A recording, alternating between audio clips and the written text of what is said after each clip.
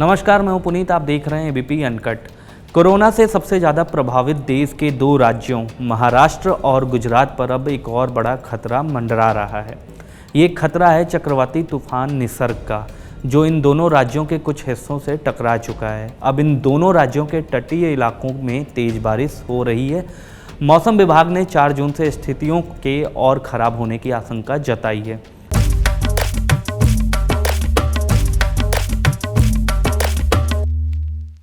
मौसम विभाग का कहना है कि उत्तरी महाराष्ट्र और दक्षिणी गुजरात के इलाकों में करीब 100 किलोमीटर प्रति घंटे की रफ्तार से हवा चल सकती है। इसको लेकर महाराष्ट्र और गुजरात सरकार अपनी अपनी तैयारियां कर रही हैं। भारतीय नौसेना, इंडियन कोस्ट गार्ड और एनडीआरएफ की टीमें तैयार हैं, लेकिन ऐसी स्थिति में आम आदमी को भी सतर्क रहने की ज़रूरत होती है, तैयार रहने की ज़रूरत होती है, कुछ एहतियात बरतने की ज़रूरत होती है। तूफान और चक्रवात की स्थिति में सरकार की ओर से बहुत सी गाइडलाइंस जारी होती है, जिन्हें फॉलो करने की ज़रूरत होती है। ऐसे में हम आपको ये बताने की कोशिश कर रहे हैं कि जब भी तूफान या चक्रवात की स्थिति हो तो आपको क्या करना चाहिए और क्या बिल्कुल भी नहीं करना चाहिए। National cyclone risk mitigation project NCRMP ने इसके लिए विस्तृत गाइडलाइंस जारी की है। तूफान या चक्रवात आने की स्थिति में टीवी या रेडियो के जरिए खबरों को सुनते रहिए। सरकार की ओर से जारी चेतावनियों को ध्यान से सुनिए, इससे किसी तरह की आपातकालीन स्थिति में आपको मदद मिल सकेगी। आपके पास जो भी सूचना है उसे औरों तक भी पहुंचाते रहिए। जब तक आधिकारिक तौर पर पुष्टि ना हो जाए, किसी खबर पर भरोसा मत कीजिए।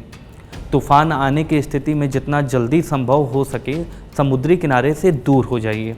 अपने घर में जो भी सबसे सुरक्षित जगह है वहीं पर पनाह लीजिए। अगर सरकार की ओर से खतरे को देखते हुए घर को खाली करने को कहा जाए तो बिना झिझके घर को खाली कर दीजिए, ताकि ज़िंदगी बची रहे। अगर घर में हैं तो खिड़की दरवाज़ों को कसकर बंद कर दीजिए और उनके पीछे कोई भारी चीज़ रख दीजिए। सिर्फ खिड़की दरवाज़ों की कुंडियों के भरोसे मत रहिए। तूफान के वक्त घर में बिजली का मेन स्विच ऑफ कर दीजिए। रोशनी के लिए टॉर्च, मोमबत्ती और माचिस का इस्तेमाल करिए। अगर घर में गैस पाइपलाइन के जरिए आती हो तो उसकी मेन सप्लाई भी बंद कर दीजिए। घर में पीने के पानी का पर्याप्त इंतजाम कर लीजिए। खाने की ऐसी चीज़ें भी स्टोर कर लीजिए जिन्हें पकाना ना पड़े। घर में फर्स्ट एड की किट तैयार रखिए, ताकि अगर तूफान के वक्त छोटी मोटी चोट लग जाए या थोड़ी सी तबीयत खराब हो जाए तो बाहर जाने की नौबत ना आए। तूफान के वक्त बच्चों और बुजुर्गों की सेहत का खास ख्याल रखिए।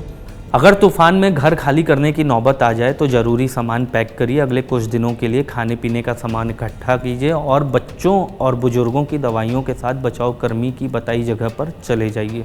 इस दौरान अपने घर की और अपनी संपत्ति की बिल्कुल भी चिंता मत कीजिए। जब तक ना कहा जाए अपने घर वापस मत लौटिए।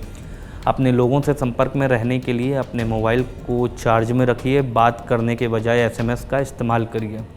अगर घर के बाहर हैं और तूफान में फंस गए हैं तो बचने के लिए किसी पेड़ का सहारा मत लीजिए। जितना जल्दी हो सके किसी कंक्रीट के मकान के नीचे आने की कोशिश कीजिए। अगर कार में हैं और तूफान आ गया है तो कार के खिड़की दरवाजे बंद कर लीजिए, रेडियो ऑफ कर दीजिए और कार को किसी मकान के नीचे पार्क करने की कोशिश करिए।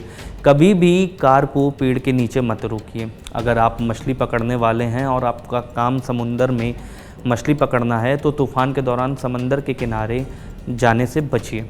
तूफान से पहले भी अगर आपके पास चेतावनी है तो अपने रेडियो सेट में एक्स्ट्रा बैटरी रखिए।